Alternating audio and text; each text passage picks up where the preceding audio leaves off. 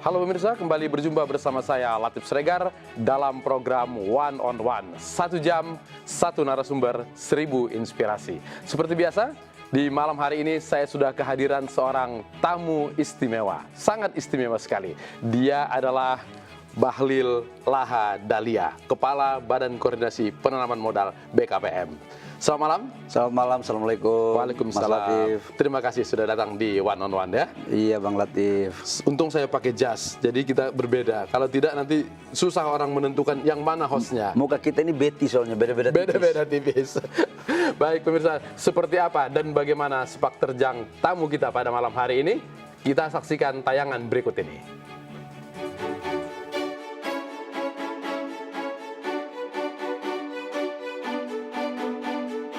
Bahlil Lahadalia, sosok yang satu ini sudah tidak asing, khususnya di kalangan pembisnis.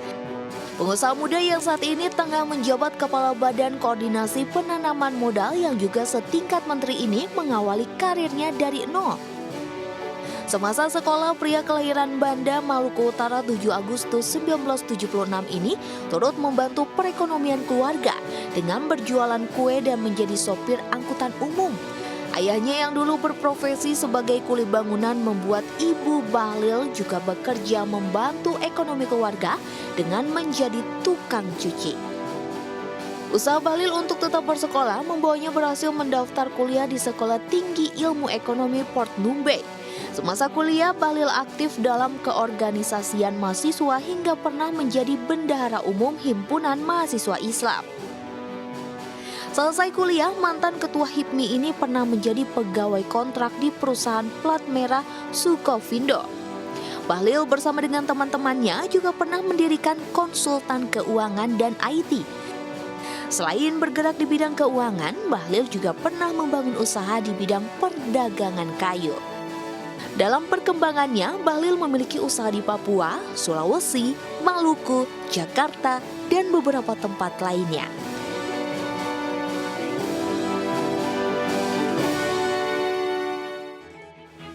Saya kaget mendengar itu. Waktu SMP, SMA pernah menjadi tukang bangunan, kemudian pernah menjadi supir angkot. Iya. Kok sekarang bisa jadi pengusaha? Jadi kalau di highlight ke belakang, memang saya di SMP itu pernah menjadi kondektur angkot. Kemudian di SD pernah jualan kue dari mama. Hasil mama saya buat setelah sholat subuh. Kemudian itu buat kue dan paginya kami jualan sebelum sekolah. Kalau di SMP itu memang ayah saya kan berbangunan. Iya. Jadi sambil jualan kue, kemudian kalau pada saat hari Sabtu Minggu bantu ayah pikul pasir, pikul batu untuk dia kerja di bangunan.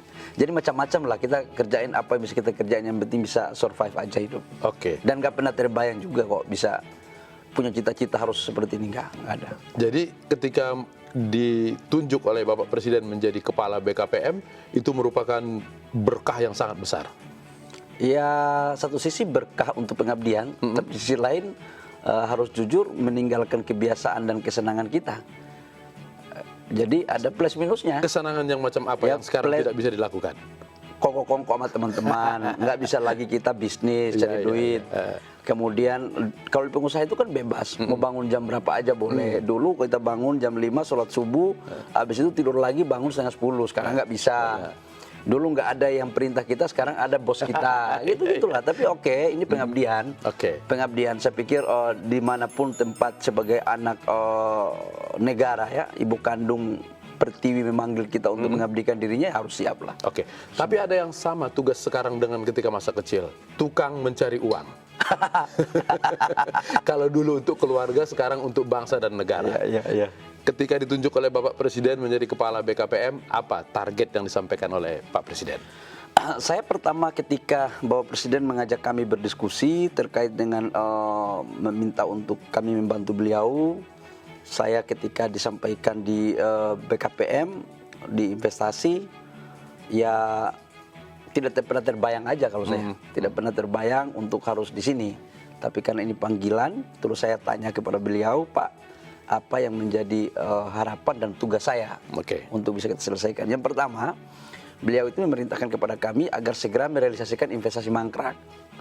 Jadi investasi mangkrak itu ada 708 triliun. Jadi dulu karena banyak kita promosi terus, salah satu tugas BKPM itu kan promosi. Tapi jangan hanya promosi, tapi harus begitu masuk dalam rumah harus kita selesaikan. Itu 708 triliun harus selesai. Yang kedua beliau minta untuk IODB kita harus naik. Beliau memerintahkan kami di 40 sampai 50 peringkat IODB. Yang ketiga adalah bagaimana realisasi investasi sesuai dengan target yang diberikan oleh Bappenas. Tahun ini kami dikasih target kurang lebih sekitar 886 triliun. 2020 886 triliun.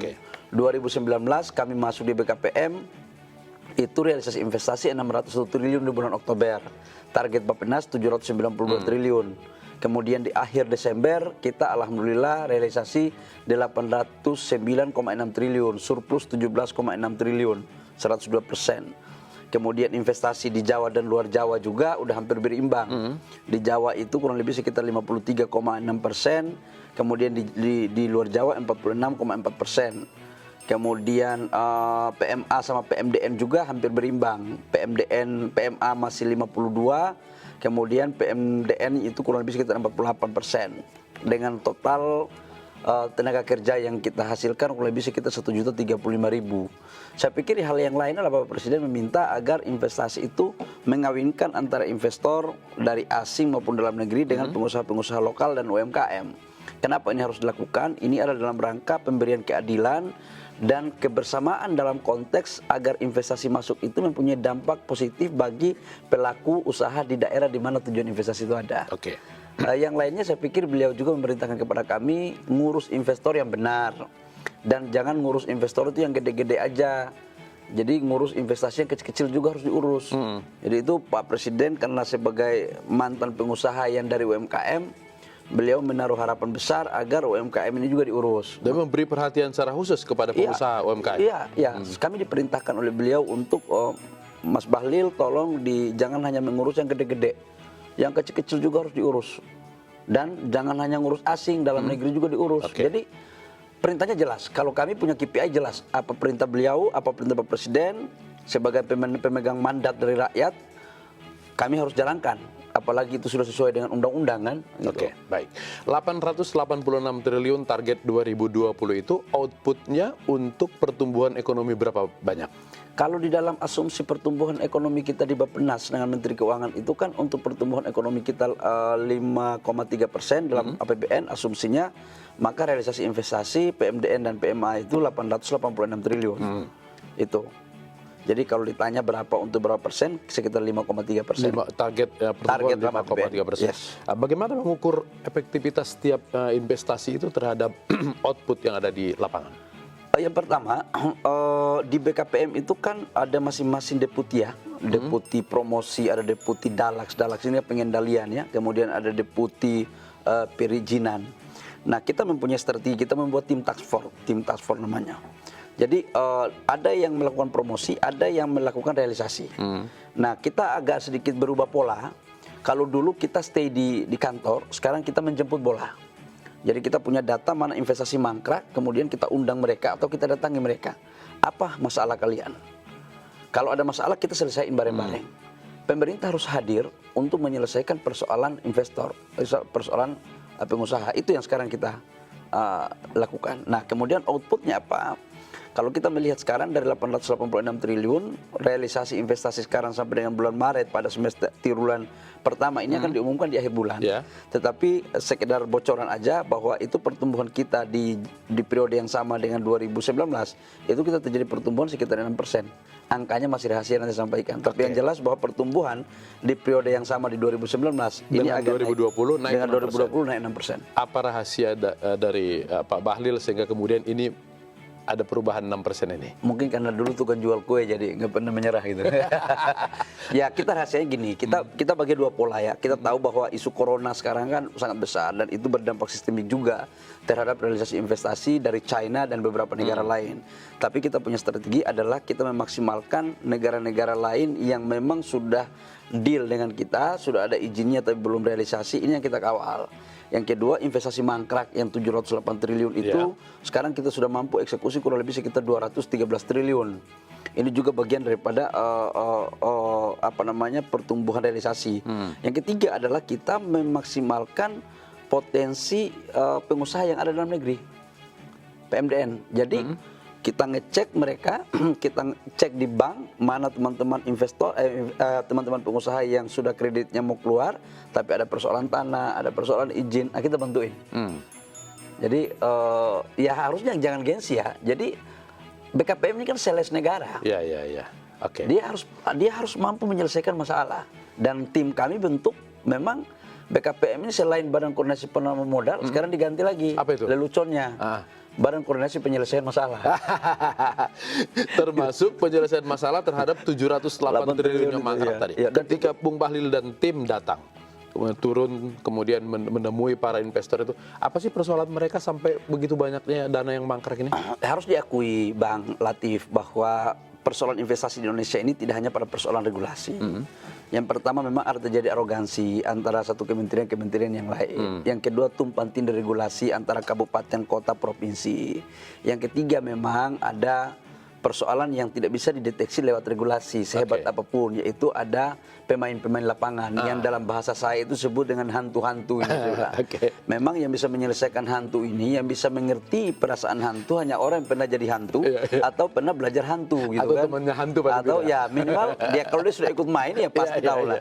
Nah secara kebetulan dulu saya nggak munafik lah. Dulu kan saya pelaku jadi ya mungkin hantu kecil juga lah kira-kira begitu dulu, tapi kan sekarang kan udah menjalankan tugas negara, nggak boleh main-main lagi gitu kan. Jadi pendekatan-pendekatan itu, dan saya pikir pendekatan ini dilakukan secara lapangan ya, komunikasi yang baik. Tapi ada saat di mana kita kendor, ada saat di mana kita hajar. Contoh katakanlah saya memberikan contoh ada 2 soal ya. Kita selesaikan Lotte. Lotte itu investasi di Banten. Bergerak di Cilegon. Bidang apa? Petrokemikal. Petrokemikal. Itu investasinya itu 4,2 billion US dollar dan itu investasi itu sudah berlangsung kurang lebih sekitar 4,5 tahun, nggak selesai. Setelah saya cek, memang ada persoalan di tingkat provinsi, kabupaten, ada juga di tingkat kementerian, dan ada juga satu di tingkat sesama BUMN. Tapi ada pemain lapangannya juga. Dan kita ada yang kita sekolahin itu. Satu, saya prinsipnya adalah saya mengurus. Kalau masih bisa kita komunikasikan, kalau masih bisa kita bina, ya kalau enggak, mohon maaf kata, dalam rangka menjalankan kepentingan negara, kita binasakan. Ya kira-kira begitu loh Pak. Di sekolahin ini maksudnya gimana? Di sekolahin? Ya kita masukkan di inilah, pesantren mini lah. Oke, tadi Bung Wali bilang banyak hantu-hantu. Sebenarnya hantunya ini yang paling banyak dari birokratnya sendiri, dari pengusahanya sendiri, atau pemain lapangan yang menjaga-jaga keamanan? Saya belum mempunyai alat survei di mana persentase yang paling banyak. Tapi begini, hantu ini mereka seperti angin, pergerakan tanpa bola. Angin ini kan dapat dirasakan, nggak bisa dipegang. Ini pergerakan tanpa bola. Tapi saya bisa mendeteksi, tapi nggak elok lah kalau kita bilang ini yang paling banyak atau ini yang paling banyak. Tapi di hampir semuanya, di hampir semua pos yang tadi Bang Latif ngomong itu ada. Berpotensi ada. Berpotensi. Agak birokrat dikit, berpotensi itu kan.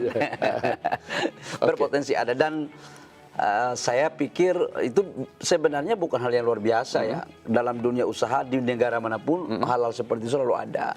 Tapi yang terpenting bagi pemerintah adalah bagaimana cara mensiasatinya, memanage, bagaimana cara mengendalikan, bagaimana cara memberikan solusi, dan ada langkah-langkah komprehensif, terukur, dan harus eksekusi. Kalau sudah tahu jangan didiamin. Tapi sekali lagi jangan kita pemerintah ikut main. Kalau kita sudah masuk dalam konflik of interest, nggak akan selesai itu barang. Jangan kita jadi hantu juga ya. Jangan kita juga ikut-ikut jadi hantu. Gitu. Sebagai orang yang pernah jadi hantu di dunia usaha itu, berarti ini memudahkan Bung Bahlil nggak dalam menyelesaikan persoalan? Tahan dulu, nanti kita harus istirahat.